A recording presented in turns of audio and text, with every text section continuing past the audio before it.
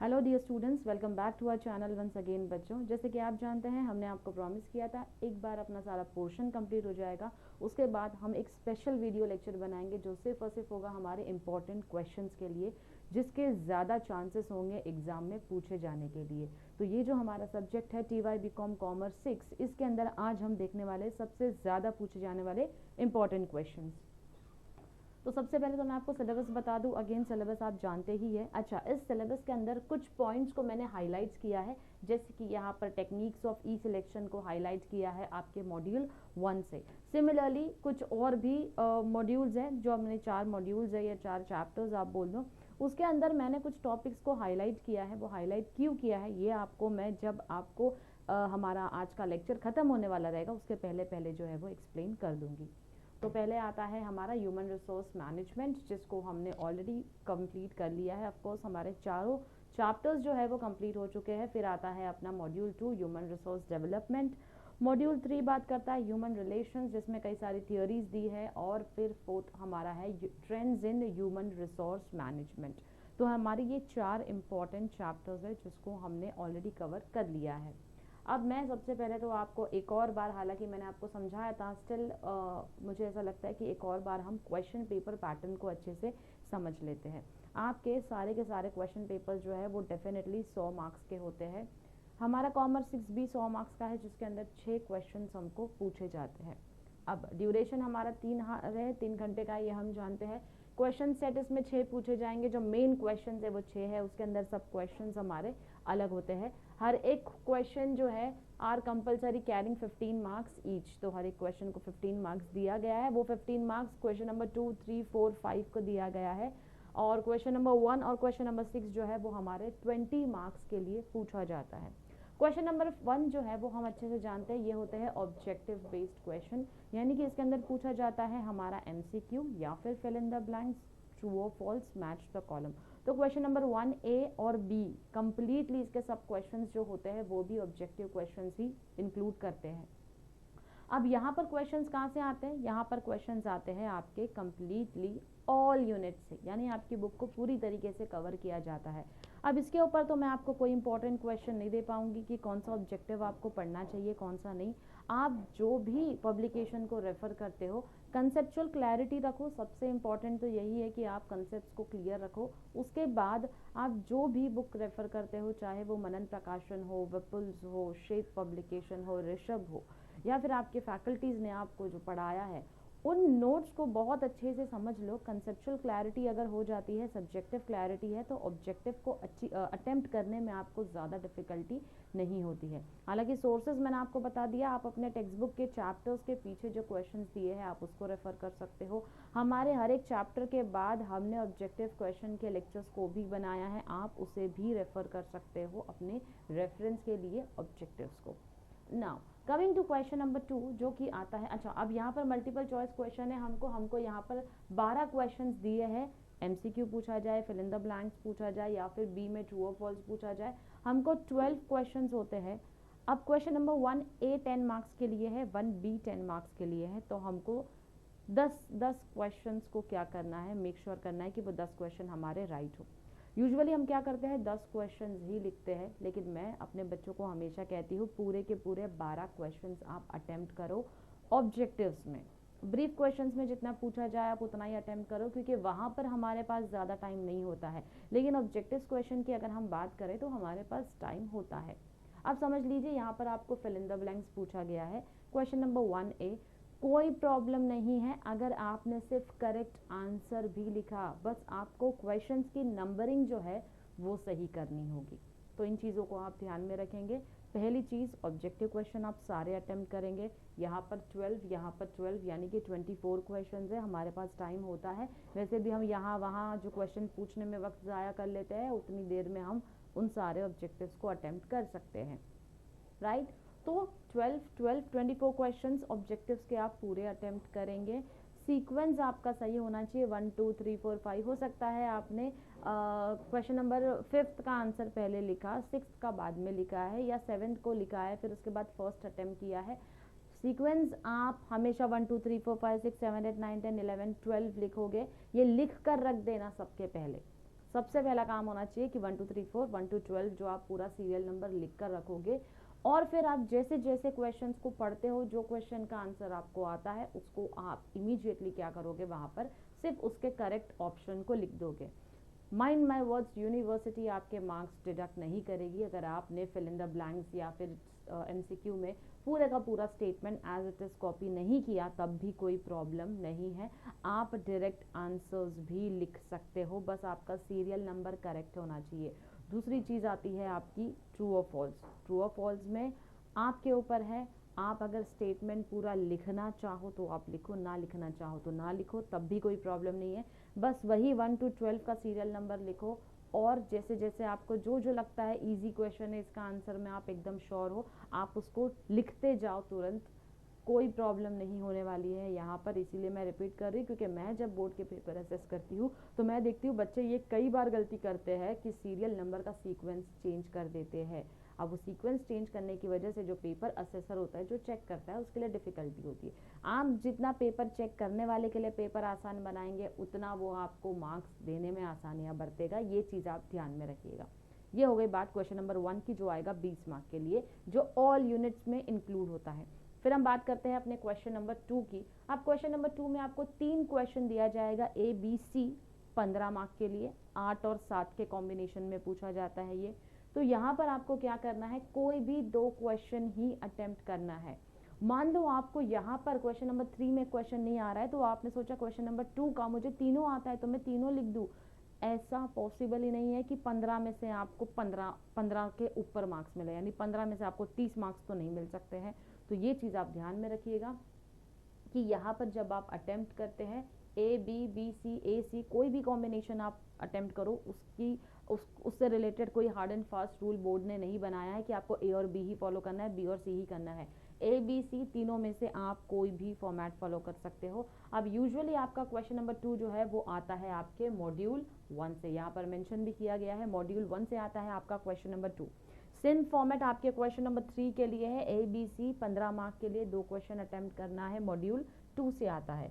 Question number 4 आता है आपका मॉड्यूल 3 से, A B C again 15 marks, same goes for question number 5 जो आता है मॉड्यूल 4 से, A B C for your 15 marks. अब हम आते हैं अपने लास्ट क्वेश्चन की तरफ, जो है क्वेश्चन नंबर 6। अब इसके अंदर आपको 6 क्वेश्चन पूछे जाते हैं सारे मॉड्यूल्स में से मिलाकर, जिसमें से आपको अटेम्प्ट सिर्फ 4 करना है। क्यों? क्योंकि शॉर्ट नोट्स एक क्वेश्चन 5 मार्क का आता है, तो 5 questions into 4 4 questions into 5 marks is equal to 20 marks. 4 questions into 5 marks is equal to 20 marks. 5 4 20, basic maths हमने पढ़ा है। तो याद रखना, ये 6 क्वेश्चन पूछा जाएगा, 6 के 6 आपको नहीं लिखना है, 5 भी नहीं लिखना है, 4 लिखो। 4 बेस्ट क्वेश्चन आप जो अटेम्प्ट कर सकते हो लिखो। उसके बाद आपको लगता है कि मेरे पास अभी भी टाइम पेंडिंग है, मैं क्या करूँ क्या नहीं करूँ, उसके बाद आप अपनी प्रायोरिटी में अदर क्वेश्चंस को अटेम्प्ट करना चाहो तो कर सकते हो, लेकिन उसके मार्क्स नहीं मिलते हैं, ये भी आप ध्यान में रखना। एक्स्ट्रा क्वेश्चन के मार्क्स आपको कहीं नहीं मिलते हैं। अगर आपने समझ लीजिए किसी भी मॉड्यूल से ए बी सी तीनों अटेम्प्ट कर लिया, अब इसमें जिसका हाईएस्ट मार्क्स होगा, जैसे कि ए में आपको 8 में से 7 मिल गया, बी में आपको 6 मिल रहा है, सी में आपको 7 मिल रहा है, तो ए और सी कंसिडर किया जाएगा। तो एक्स्ट्रा लिखने के पहले ये ज़रूर सोच लेना कि जो सबसे अच्छा आंसर होगा उसको ज़्यादा प्रायोरिटी मिलेगी, जो लीस्ट होगा उसको प्रायोरिटी नहीं मिलने वाली है। क्योंकि हम बेस्ट मार्क्स को ही सिलेक्ट करते हैं ताकि स्टूडेंट्स के पास होने के चांसेस बढ़ जाए। तो ये है हमारा क्वेश्चन पेपर पैटर्न। अब आते हैं हम अपने फर्स्ट मॉड्यूल के ऊपर, जो ह्यूमन रिसोर्स मैनेजमेंट पे बात करता है। ये आता है क्वेश्चन नंबर 2 के लिए, answer any 2 of the following. 3 options होंगे, ए बी और सी। अब यहाँ पर मैंने आप लोगों के लिए 6 ऐसे क्वेश्चंस चुन रखे हैं जिसके चांसेस, मैं ये तो नहीं बोलूँगी ज़्यादा होंगे, लेकिन ये ऐसे टॉपिक से अगर आप इनको कवर कर लेते हो तो आपने मैक्सिमम पोर्शन जो है वो कवर कर लिया है अपने इस पर्टिकुलर सब्जेक्ट के लिए। अब देखो क्वेश्चन नंबर 2 में आपको करना क्या है, ह्यूमन रिसोर्स मैनेजमेंट। अब क्योंकि मॉड्यूल ही इसके ऊपर है, जितने भी टॉपिक्स है ना, human resource management, human resource development, human resource planning, इनके डेफिनेशंस को याद कर लो। कोई भी छोटा मोटा डेफिनेशन उठा लो, उसको याद कर लो। डेफिनेशन याद नहीं होता है तो मीनिंग याद करो, लेकिन जहाँ पर आपको डिफाइन बोला जाएगा वहाँ पर आप मीनिंग लिख सकते नहीं हो, वहाँ आपको डेफिनेशन ही लिखना होगा।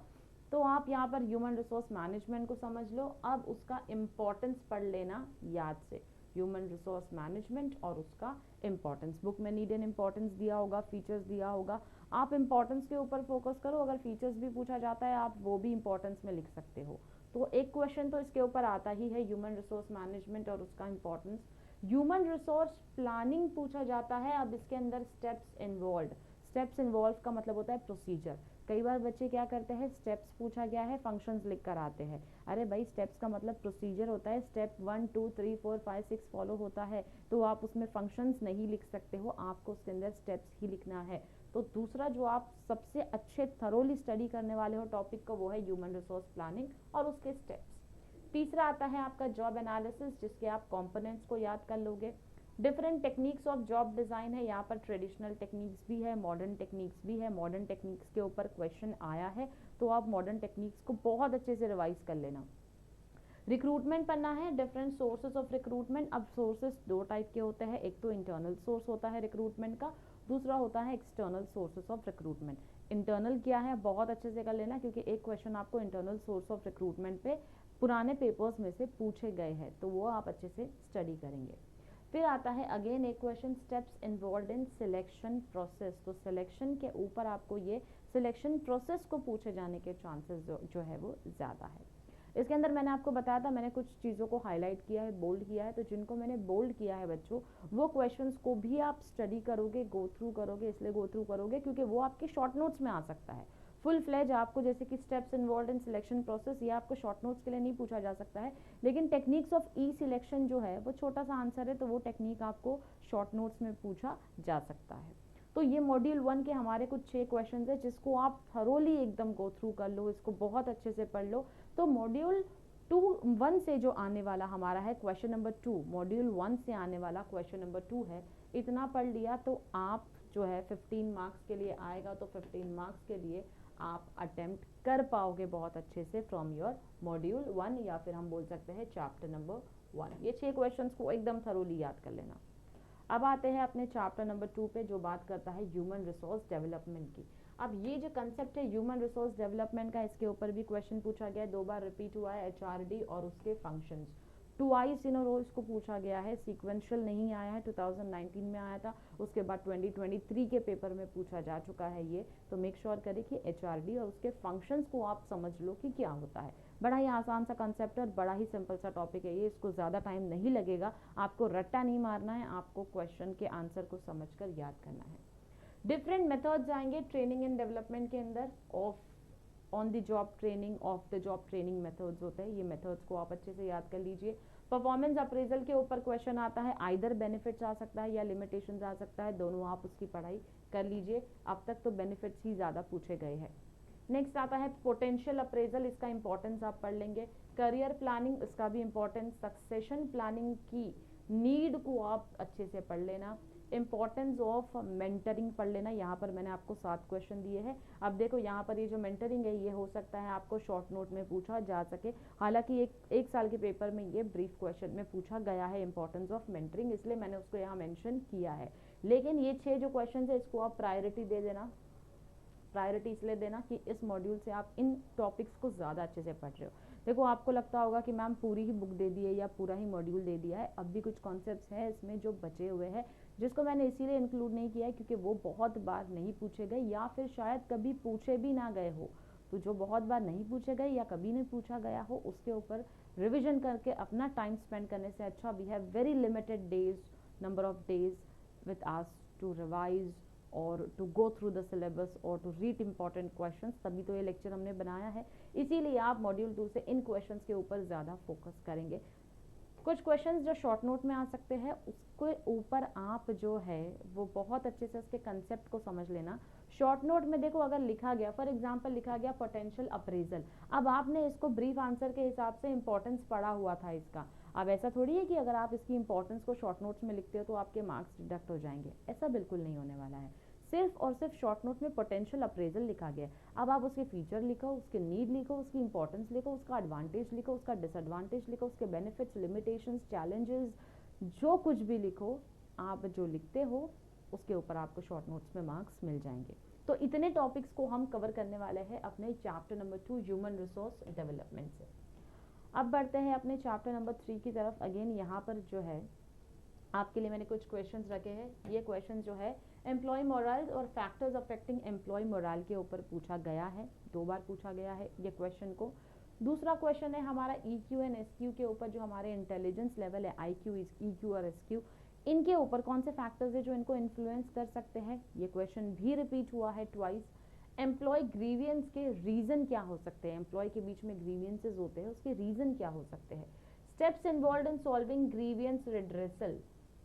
स्टेप्स इन्वॉल्व का मतलब होता है यहाँ पर आपसे प्रोसीजर पूछा जा रहा है। कंफ्यूज मत होना कि सिलेबस में तो प्रोसीजर फॉर ग्रीवियंस रिड्रेसल लिखा है, स्टेप्स तो पूछा ही नहीं है, प्रोसेस तो लिखा ही नहीं है। उसका मतलब ही होता है कि हम आपसे प्रोसीजर पूछ रहे हैं।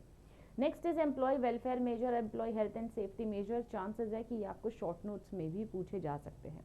अच्छा, अब आपके इस पर्टिकुलर टॉपिक के अंदर ह्यूमन रिलेशंस जो है, इस चैप्टर के ऊपर जो है आपको कुछ थियरीज दी गई है, जैसे कि मैस्लो नीड हायरार्की थियरी। इसको मैंने हाईलाइट किया है क्योंकि ये कम से कम आपको 3 से 4 बार पूछी गई है, यानी 3 से 4 बार पेपर्स में आपको ये क्वेश्चन रिपीटेटिवली आया है। मैस्लोस नीड हायरार्की थियरी हम बचपन से पढ़ते आ रहे हैं, बचपन से मतलब जब हम 11th स्टैंडर्ड में थे तब से पढ़ते आ रहे हैं। Physiological needs, social needs, self esteem needs, ये सारी जो self actualisation needs, safety and security needs, ये सारी जो हमारी नीड्स है, मैंने सीक्वेंस में नहीं बोला, बस मैं आपको याद दिला रही हूँ, रिवाइज करवा रही हूँ कि ये नीड्स वाले टॉपिक को हमने बहुत अच्छे से पढ़ा है, 11th स्टैंडर्ड से पढ़ते आ रहे हैं। तो ये थियोरी तो हमको अगर हम ना भी पढ़ के जाए तो ऐसे होनी चाहिए कि हम जाकर उसको लिख लें, लेकिन डेफिनेटली मैं चाहती हूँ कि आप इस थियोरी को गो थ्रू ज़रूर कर लेना। जहाँ पर भी डायग्राम एप्लीकेबल है आप डायग्राम बनाएंगे, तो इस थियोरी में जब आप इस थियोरी को अटेम्प्ट करते हो, अगर आ जाता है तो आप डायग्राम को ज़रूर बनाओगे। तो डायग्राम थोड़ा सा एक अच्छा प्रेजेंटेबल होता है, आंसर को और ज़्यादा प्रेजेंटेबल बना देता है, जिससे कि मॉडरेटर, अपना एग्जामिनर और अच्छे से आपको मार्क्स जो है वो फेच करने के आपके चांसेस बढ़ जाते हैं from the point of view of examiner. Okay, अब यहाँ पर मैस्लोस नीड हायरार्की थियरी है, थियरी X, थियरी Y है मोटिवेशन का, वो भी दिया गया है। पिंक्स थियरी ऑफ मोटिवेशन भी पूछा गया है। रूम्स एक्सपेक्टेंसी थियरी भी पूछा गया है। तो ऐसे तो बहुत सारे थियरी आप बोलोगे मैडम कौन सा पढ़े, 2 मेजर थियरी के ऊपर आप फोकस करो, Maslow's need hierarchy, theory X and theory Y। Vroom expectancy को गो थ्रू कर लेना। पिंक थियरी एक ही बार पूछा गया है, वो भी सिर्फ शॉर्ट नोट में ही पूछा गया है। थियरीज को गो थ्रू करके रखो, समझ के रखो, लेकिन सबसे ज़्यादा फोकस उन क्वेश्चंस के ऊपर आप रखो जो मैंने आपको यहाँ पर इस पर्टिकुलर मॉड्यूल से या चैप्टर से आपको बताया है। पढ़ते हैं अपने लास्ट मॉड्यूल या लास्ट चैप्टर की तरफ, जिसका नाम है trends in human resource management. अब ये हमारा चैप्टर नंबर 4, जिसमें से क्वेश्चंस मैंने दिए हैं कॉम्पिटेंसी के ऊपर। आपको कॉम्पिटेंसी वर्ड आपको सिर्फ और सिर्फ शॉर्ट नोट में भी पूछा जा सकता है। ब्रीफ क्वेश्चन के लिए आपको ऑलरेडी पूछा गया classification of competencies. Learning organisation का कंसेप्ट पूछा गया है, ये आपको शॉर्ट नोट में आने के इसके चांसेस ज़्यादा है।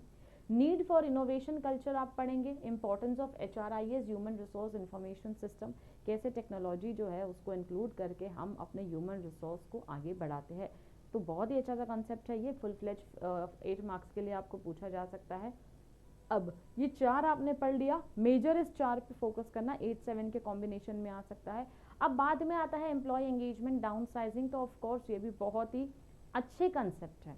ऐसे कंसेप्ट है जो आपने एक बार गो थ्रू कर लिया तो बस आपके दिमाग में ये छप जाने हैं। अब मैं आती हूँ उन कंसेप्ट्स के ऊपर जिसको मैंने हाईलाइट किया है, जो आपको शॉर्ट नोट्स में पूछे जा सकते हैं।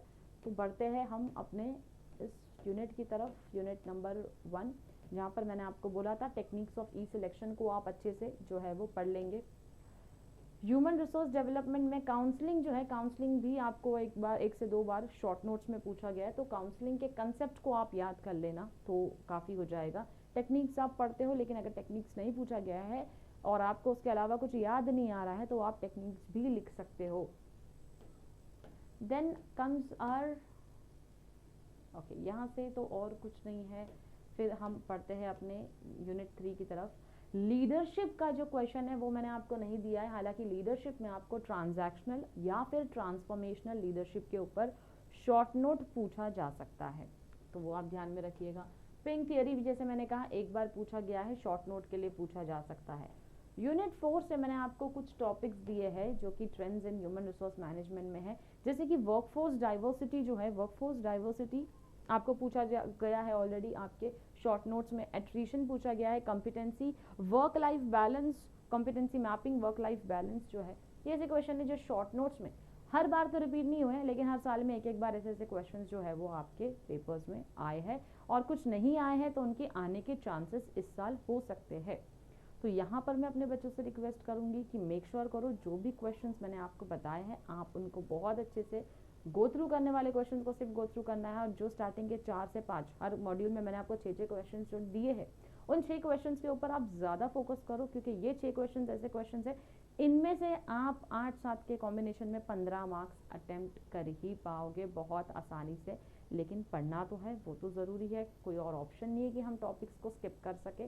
जैसे कि कॉम्पिटेंसी मैपिंग आपने बहुत अच्छे से कर लिया, हो सकता है ब्रीफ में नहीं पूछा लेकिन वही आपको शॉर्ट नोट में आ गया, तो आप उसको अटेम्प्ट कर पा रहे हो, ठीक है। अब ये तरीका एक बता दिया, एक और तरीका मैं आपको बोलती हूँ, शॉर्ट नोट्स जो है वो ऑल मॉड्यूल्स में से हो सकता है, तो ये मेक श्योर करो कि शॉर्ट नोट्स जो है वो आप 4 अटेम्प्ट कर ही रहे हो।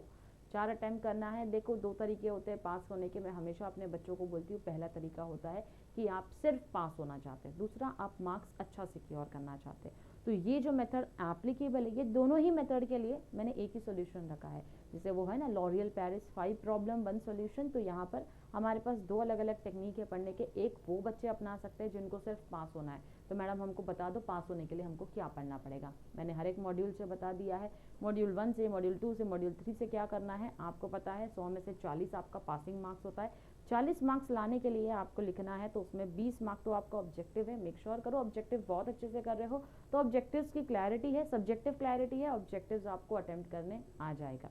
20 मार्क वहाँ हो गए, अब बचे 20 मार्क की मेहनत करनी है। वो 20 मार्क में से आप डिसाइड करो कौन से 2 मॉड्यूल है जिसके ऊपर मैं सबसे ज़्यादा फोकस करूँ, यानी कि जो ईजीएस्ट मॉड्यूल मुझे लगता है वो है मॉड्यूल नंबर 1 और मॉड्यूल नंबर 2, सबसे ईजी मॉड्यूल है। तो मॉड्यूल 1 मॉड्यूल 2 करके इसके 6-6-12 क्वेश्चन भी कर लिए अगर मैंने, तो ये 12 क्वेश्चन जो है मैं आसानी से अटेम्प्ट कर पा रहा हूँ। तो यहाँ पर मुझे 15-15 30 मार्क, मुझे तो 20 मार्क चाहिए पास होने के लिए, लेकिन मैं 30 मार्क को अटेम्प्ट कर रहा हूँ, तो चलो बेस्ट मुझे मिल रहे हैं उसमें से 24 मार्क्स या 26 मार्क्स, तो 20 + 26 आ जाता है 46 मार्क्स। देखो पास होने के लिए 40 चाहिए था, हमने अपनी स्ट्रैटेजी से 46 मार्क को सिक्योर किया। अब दूसरा तरीका, वो बच्चे जो चाहते हैं कि हम सिर्फ पासिंग मार्क्स नहीं लाए, हम बहुत अच्छे से अच्छे मार्क्स को सिक्योर करें। अब उनके लिए तरीका ये है कि ऑब्जेक्टिव्स के लिए सब्जेक्टिव क्लैरिटी होना जरूरी है, वही 20 मार्क वाला कंसेप्ट अपना, 20 मार्क तुम्हारे पूरे आने चाहिए उसमें। अब 20 मार्क्स में से बच गए हमारे 80 मार्क्स, 100 में से 20 मार्क्स सिक्योर कर लिया ऑब्जेक्टिव में, 80 मार्क्स बच गए। अब 80 में से ये मेक श्योर करना है जितने क्वेश्चंस मैंने आपको बताया है, तो एक भी मॉड्यूल एक भी यूनिट को आपको स्किप नहीं करना है। हर एक कंसेप्ट जो पूछा गया है बार बार आप उसको बहुत अच्छे से पढ़ोगे, वो तो आपको याद हो ही जाने चाहिए। उसके अलावा जो कंसेप्ट है उनको गो थ्रू कर लो, ताकि अगर शॉर्ट नोट्स में पूछा जाए तो आप उन आंसर्स को अटेम्प्ट कर पा रहे हो। याद रखना ये सब के लिए हमारे पास टाइम सिर्फ और सिर्फ 3 घंटे का होगा, उससे ज़्यादा नहीं होगा। मेक श्योर करो एग्ज़ाम में आप पहले पहुँचते हो, जल्दी पहुँचते हो। बोर्ड पर लिखे गए इंस्ट्रक्शंस को आप बहुत अच्छे से देखेंगे, यानी कि आपका क्यूपी कोड, आपका सब्जेक्ट कोड। होता क्या है, जब आपको आधे घंटे पहले आंसर शीट मिल जाती है तो आप इन सारे डिटेल्स को फिल करके रख दो। पहले तो एग्ज़ाम में टाइम पर पहुँचो, सारे डिटेल्स को फिल करके रख दो, आपके पास अच्छा खासा टाइम बच जाता है। क्योंकि जब एग्जामिनर आपके बाजू में आता है सिग्नेचर लेने, 2 से 3 शीट्स के ऊपर कुछ सिग्नेचर होते हैं, तो यहाँ पर आपका कुछ नहीं करके भी 5 मिनट तो जाता ही है।